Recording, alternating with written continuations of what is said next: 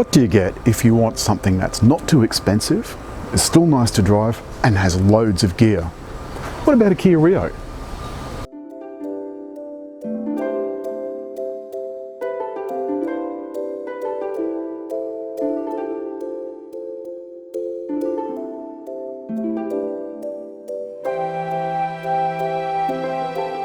In 2017, Kia launched their new Rio, this one.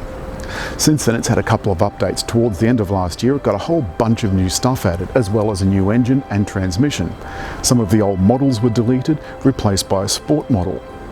Some of the lower models have a 1.4 litre engine with a 4-speed auto and 6-speed manual, but this one, the GT line, has a 1 litre, believe it or not, 3-cylinder turbo petrol engine with a 7-speed DCT in-house Hyundai Kia automatic. The 1 litre engine is a really compact design, and it allows Kia to do some really nifty things. The Schrader grille, this thing, is actually just a solid piece of plastic. They've incorporated Kia's Ice Cube driving lights and these nifty headlights. And here on the headlights, this nifty little arrangement just here comes on when you turn corners, like this. It lights up the way as you go around a corner. Instead of turning the entire headlight, it just lights another one. They've incorporated some really neat details. Nice alloy wheels with fairly low profile tyres, but these are a little bit noisy on the road. There's a body styling kit which includes these bits along under the doors, but you'll notice on the doors they've actually got locks, and that means that there's no smart entry on this car, nor is there push button start. Around the back are Kia's combination LED lights, not perhaps as pretty as some of the other Kias, like the delicious Stinger. Boot space is fairly generous. If you lift up the quite flimsy boot floor, there is a proper spare tyre underneath, albeit a space saver. There is quite a bit of distance though between the top of the jack and the wheel, and it has to be held up with these pads.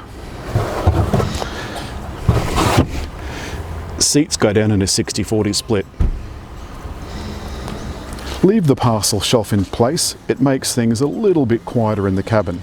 Down below, some chrome extensions on the exhaust and reflectors. I think this arrangement looks quite neat. There, of course, is the all-important reversing camera. The back is not exactly what I would call capacious, and with the seat set for my driving position, my knees are right up against the seat in front. But nonetheless, it is comfortable for shorter trips. The GT line has kind of a sporty looking upholstery fabric, and the headrests come down right over the back seats, which I really like. It makes it great for driving. You put them up when someone's in it, down when there's no one in it.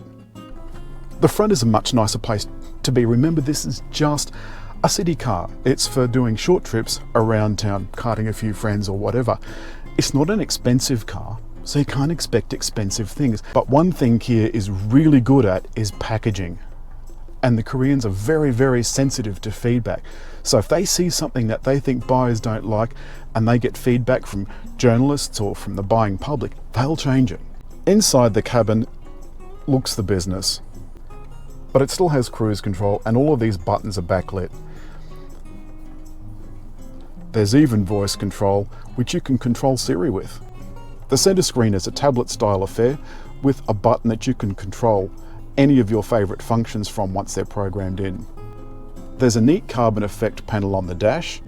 Down below that are the manual air conditioning controls. And below that is, look, a little shelf. There's tons of shelves everywhere, and there's cup holders, and there's bottle holders in the doors. There's bottle holders in the back ones as well. They've thought of everything.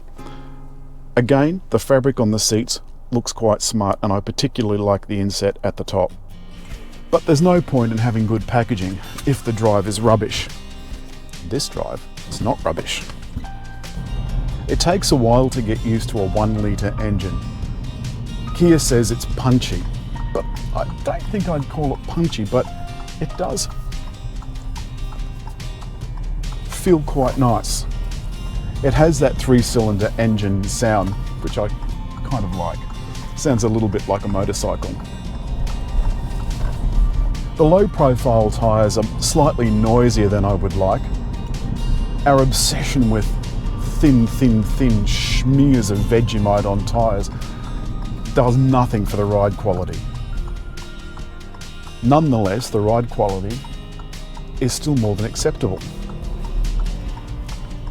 Now that we've stopped, the engine has cut out, so the 1 litre engine has been made even more economical by having a stop-start function. So the second I lift my foot off the brake pedal, the engine starts up like this.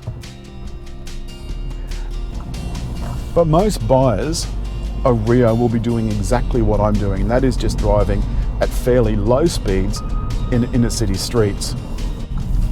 I see this as someone's beginner car or a second car for a family with something bigger, something that you want that's got enough room but is still economical. You're not going to take it on a road trip, you're not going to take it long distance, so it doesn't have to be good at that. But you could take it long distance if you wanted to, if there were just a couple of you on board. The best thing about this is, because this is a Korean car, the indicators are on the correct side for Australia. And I like that. Suspension and steering have been tuned by Graham Gamble, who is Kia's local tuning expert. He does a great job. He always makes sure that things are tuned for a sportier ride, because he's a sportier person. That's it for Kia Rio. I rated this car at 8 out of 10.